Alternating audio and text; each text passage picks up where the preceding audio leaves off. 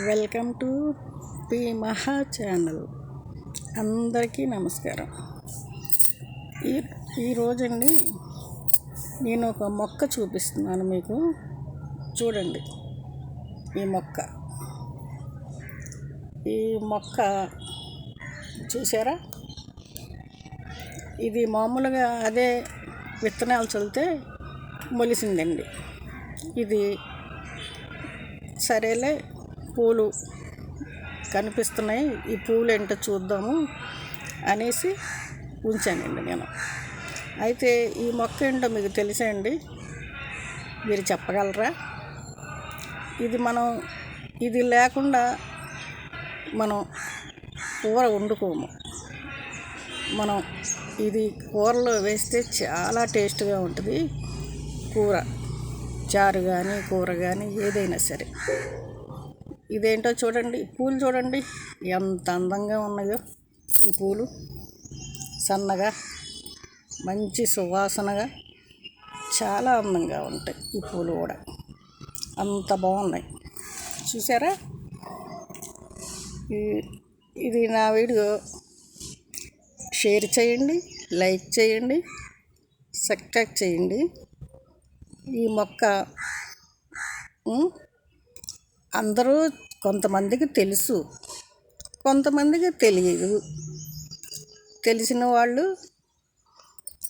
చెప్పవసరం లేదు, నేను తెలియని వాళ్ళకి చెప్పాలి. ఈ మొక్క చాలా బాగా పెరిగిందండి. పూలు తెల్లగా చిన్న చిన్న పూలు, మన వేప పూలాగా ఉందండి. వేప పూత మన ఉగాదికి తింటాను చూసారా?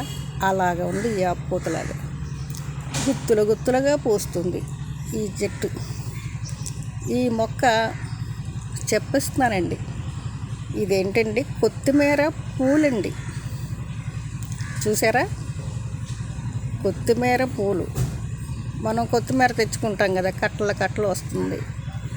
కానీ పూలు అందరూ చూసుండ్రు, కొంతమంది చూసుంటారు.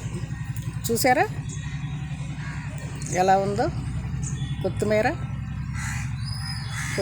పూలు? అలానే ఇదిగో చూడండి, కొత్తిమీర ఇదిగోండి, కాయలు ఇలా వస్తున్నాయి. మీకు కనిపిస్తుందో లేదు? ఇదిగో చూసారా? నేను పట్టుకున్నాను.